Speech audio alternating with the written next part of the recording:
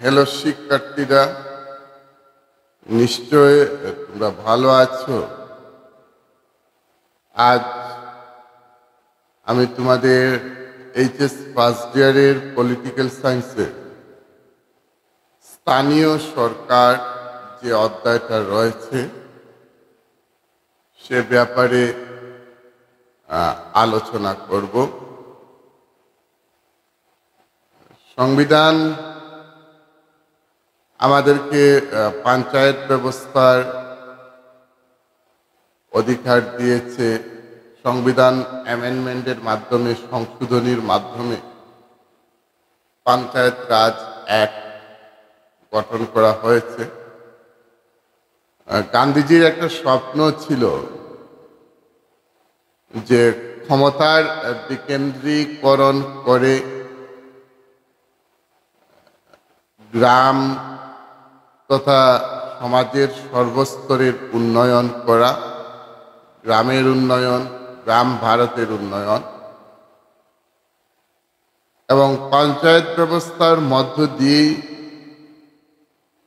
আমরা গ্রাম ভারতের উন্নয়নের দৃশ্য দেখতে পাচ্ছি। আমার প্রথমেই আলোচনা থাকবে যে ত্রিস্তরীয় পঞ্চায়েত ব্যবস্থাটা কি কি। ক্ষমতার সুবিধার্থে, যাতে করে গ্রামের উন্নয়ন করা যায়, গ্রামের রাস্তাঘাট, গ্রামের প্রাথমিক বিদ্যালয়, পানীয় জল সহ অন্যান্য ডেভেলপমেন্টগুলো করা সম্ভব হয়, তার জন্য পঞ্চায়েত ব্যবস্থার গঠন করা হয়েছে। এই পঞ্চায়েত ব্যবস্থা তিনটা স্তরে বিভক্ত। একটা হলো জেলা পরিষদ, একটা হলো আঞ্চলিক পঞ্চায়েত, এবং আরেকটা হলো গ্রাম পঞ্চায়েত। গ্রাম পঞ্চায়েত যেটা, সেখানে একজন প্রেসিডেন্ট থাকেন, ওয়ার্ড সদস্যরা থাকেন 10 জন ওয়ার্ড সদস্য, এবং ওয়ার্ড সদস্যের মধ্যে থেকে একজন উপসভাপতি থাকেন। অর্থাৎ জনগণের প্রত্যক্ষ ভোটে গ্রাম পঞ্চায়েতের সভাপতি বলো আর সভার নেত্রী বলো, তারা নির্বাচিত হয়ে যান। ওয়ার্ড সদস্য যারা আছেন, গ্রুপ সদস্য, ওয়ার্ড মেম্বার যেটা আমরা বলি, তাদেরকে জনগণ প্রত্যক্ষ ভোটে, ডাইরেক্ট ভোটে তাদেরকে নির্বাচিত করেন। জনগণের প্রত্যক্ষ ভোটে প্রেসিডেন্ট এবং ওয়ার্ড সদস্যরা নির্বাচিত হন। তার পরবর্তীতে ওয়ার্ড সদস্য যারা রয়েছেন তাদের মধ্যে থেকে একজন তারা নিজেরা সিলেক্ট করেন, না হলে ভোটাভুটির মধ্য দিয়ে একজনকে পঞ্চায়েতের উপসভাপতি মনোনীত করেন। পঞ্চায়েতের সভাপতি, উপসভাপতি এবং ওয়ার্ড সদস্য যারা রয়েছেন তাদের কাজ হলো গ্রামের উন্নয়ন করা, গ্রামের রাস্তাঘাটের উন্নয়ন করা, গ্রামের প্রাথমিক বিদ্যালয় সহ অন্যান্য বিদ্যালয় সমূহের উন্নয়নের ব্যবস্থা করা, বাজার, যেগুলো গ্রামের হাট বাজার রয়েছে সেটা দেখাশোনা করা, এই সমস্ত কিছু পঞ্চায়েতের আন্ডারে পড়ছে। এবং পঞ্চায়েত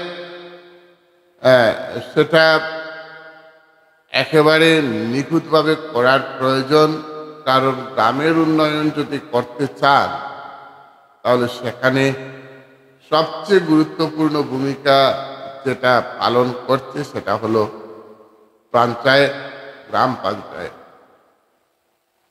তার পরবর্তীতে যেটা রয়েছে সেটা হলো আঞ্চলিক পঞ্চায়েত, ব্লক ভিত্তিক সেটা।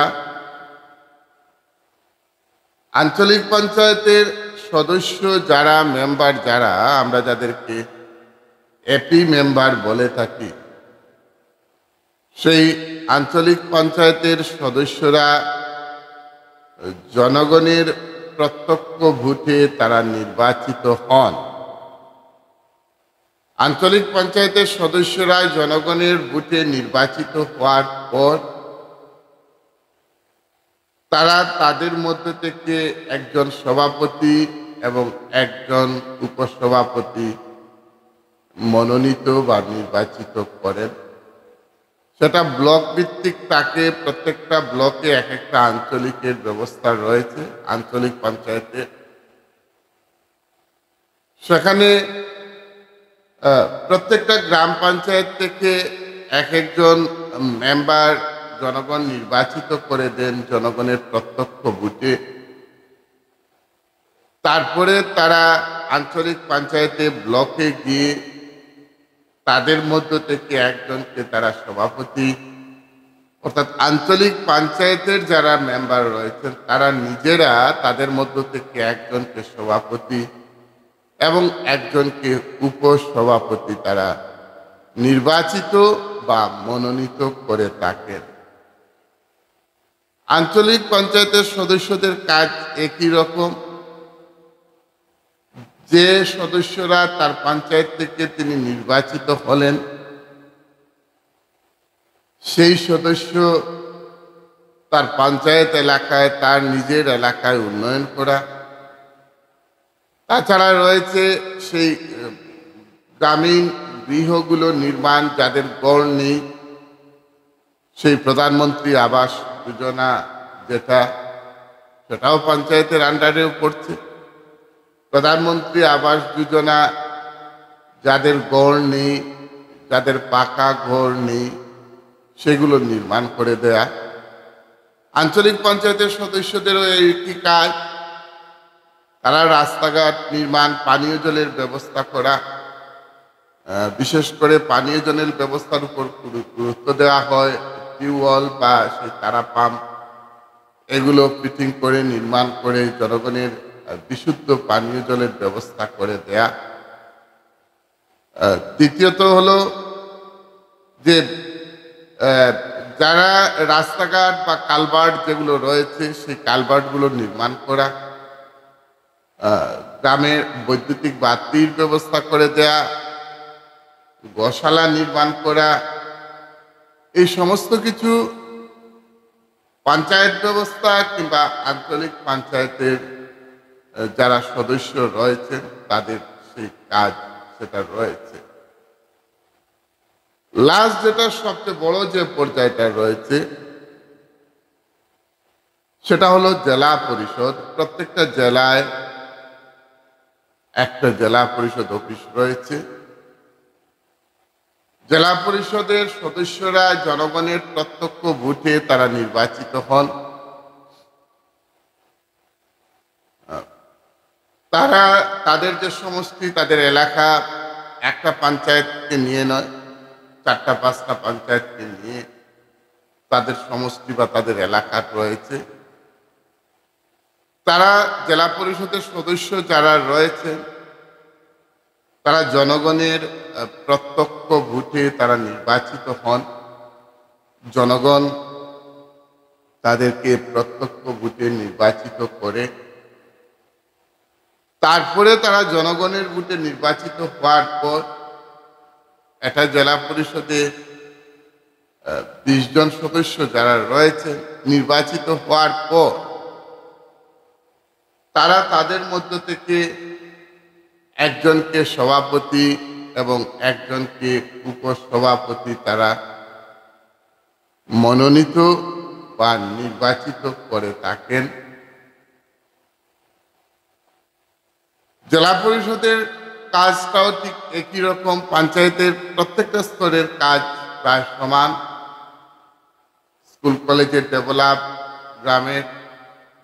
গ্রামের স্কুল কলেজের ডেভেলপ, রাস্তাঘাটের ডেভেলপ, পানীয় জলের ব্যবস্থা করে দেয়া, প্রধানমন্ত্রী আবাসিক যোজনার আওতায় এনে গরিব অসহায় মানুষ যারা রয়েছে, যাদের ঘর নেই, তাদের ঘরের পুনর্বাসনের ব্যবস্থা করে দেয়া, এই সমস্ত কাজগুলো পঞ্চায়েত স্তরে হয়ে থাকে। সর্বোপরি আমরা একটা কথাই বললাম যে পঞ্চায়েত স্তরটা 3টা ভাগে বিভক্ত এবং পঞ্চায়েত যে স্তরটা রয়েছে সেটা শুধুমাত্র গ্রামের মধ্যে, শহরে নয়। শহরে যেটা রয়েছে সেটা হচ্ছে মিউনিসিপ্যালিটি। সেখানে মিউনিসিপ্যালিটির ওয়ার্ড সদস্যরা বা ওয়ার্ড কমিশনার বলা হয়ে থাকে তাদেরকে, জনগণের প্রত্যক্ষ ভোটে তারা নির্বাচিত হন। তাদের মধ্যে থেকে একজন চেয়ারম্যান, একজন ভাইস চেয়ারম্যান হয়ে যান। জনগণের প্রত্যক্ষ ভোটে ওয়ার্ড কমিশনাররা নির্বাচিত হলেন। ওয়ার্ড কমিশনাররা জনগণের প্রত্যক্ষ ভোটে নির্বাচিত হওয়ার পর তারা তাদের মধ্যে থেকে একজনকে চেয়ারম্যান হিসাবে মনোনীত বা নির্বাচিত করে থাকেন এবং অন্যজনকে ভাইস চেয়ারম্যান হিসাবে।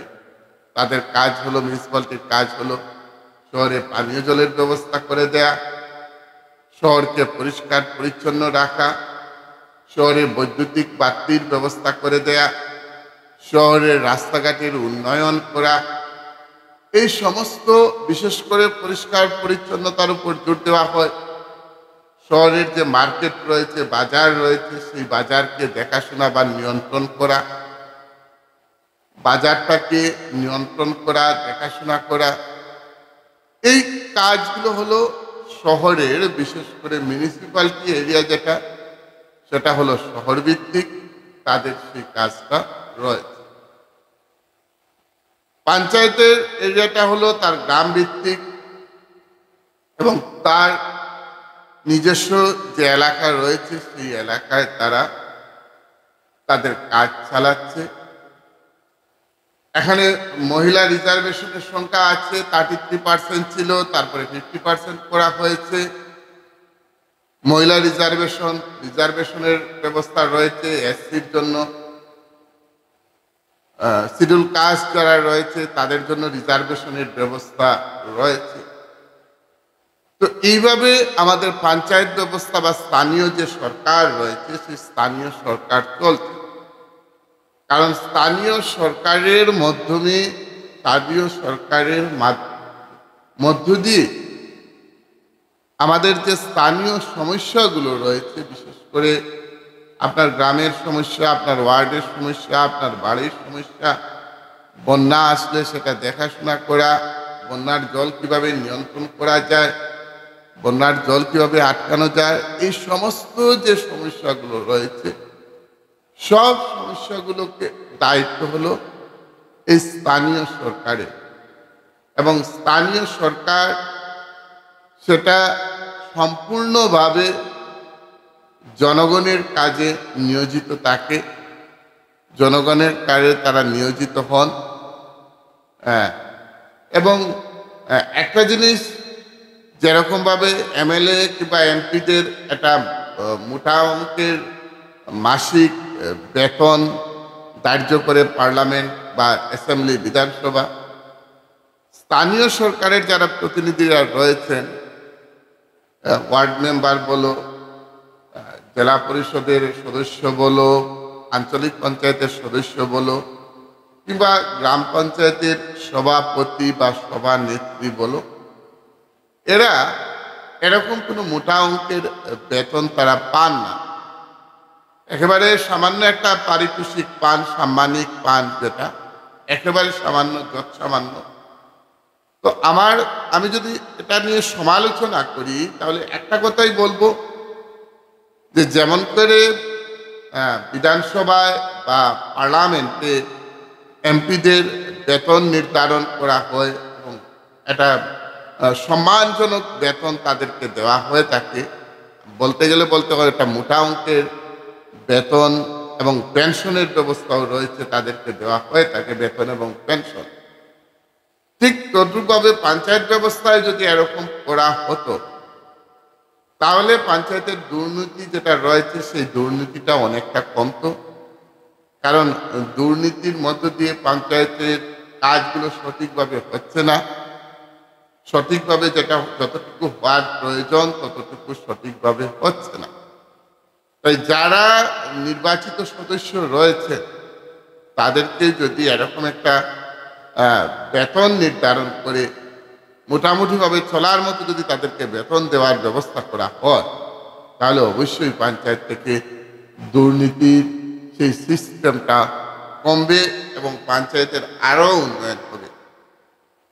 তাহলে প্রিয় ছাত্রছাত্রীরা, আজকে আমি যে ব্যবস্থাটা নিয়ে যে বিষয় নিয়ে আলোচনা করলাম, যে গান্ধীজির স্বপ্ন ছিল যে গ্রামের উন্নয়ন, গ্রাম ভারতের উন্নয়ন, এবং গ্রাম ভারতের উন্নয়নের প্রতি বর্তমানে সরকার সেটা জোর দিয়ে আসছে এবং গ্রাম ভারতের উন্নয়ন সর্বদা হচ্ছে সংবিধানের ৭৩ এবং ৭৪তম সংশোধনীর মাধ্যমে। আমাদের পঞ্চায়েত ব্যবস্থার কথা এসেছে ৭৩ এবং ৭৪তম সংশোধনীর দ্বারা, এবং বিশেষ করে 1991-এর পর থেকে সমস্ত দেশে পঞ্চায়েত ব্যবস্থা চালু হয়েছে এবং সেটা চলছে সঠিকভাবে। তবে হ্যাঁ, সমালোচনা আরেকটা করা যায়, বিধানসভা কিংবা লোকসভা শেষ হওয়ার পর বাংলার পর নয়, বাংলার আগেই যেভাবে সাধারণ নির্বাচন অনুষ্ঠিত হয়, পঞ্চায়েতের ক্ষেত্রে সরকার কিছুটা উদাসীন রয়েছে। সেটা সময় মতো নির্বাচন হয় না। পঞ্চায়েতের সময় পেরিয়ে যাওয়ার পরও যখন পঞ্চায়েতটাকে ভেঙে দেওয়া হয়, তারপরেও মাসের পর মাস চলে যায়, সেখানে নির্বাচন অনুষ্ঠিত করতে দেরি হয়। তাহলে সঠিকভাবে সঠিক সময়ে নির্বাচন অনুষ্ঠিত করার প্রয়োজন রয়েছে গ্রামের উন্নয়নের জন্য। গ্রামের রাস্তাঘাট, স্কুল, কলেজ, পানীয় জলের ব্যবস্থা, বৈদ্যুতিক বাতির ব্যবস্থা, এই সমস্ত কিছুর উন্নয়নের জন্য এটা সময় মতো নির্বাচন গ্রহণ করার প্রয়োজনীয়তা রয়েছে বলে আমি মনে করি। তাহলে পঞ্চায়েতের সমস্ত যাতে দুর্নীতিগুলো দূর হয়, যারা নিডি, যাদের প্রয়োজন রয়েছে, তারা প্রধানমন্ত্রী আবাসিক যে যোজনা রয়েছে সেই অধীনে যাতে নিজেদের গড় তারা পায় তৈরি করে, গ্রামের রাস্তাঘাটগুলো যাতে আরও উন্নয়ন হয়, স্কুল কলেজগুলো যাতে আরও উন্নয়ন হয়, পানীয় জলের ব্যবস্থা যাতে সঠিকভাবে হয়, পানীয় জলের ব্যবস্থাটা, এই কামনা রেখে তোমাদের প্রত্যেকের উজ্জ্বল ভবিষ্যৎ কামনা করে আজকে যে স্থানীয় সরকার যে চ্যাপ্টারটা পড়ালাম আজকে এখানেই শেষ করছি। কাল আবারও অন্য কোনো বিষয় নিয়ে তোমাদের সামনে আমি উপস্থিত হব। ততক্ষণ তোমরা ভালো থাকো, সুস্থ থাকো, আনন্দ থাকো, এই কামনা করছি। জয় হিন্দ।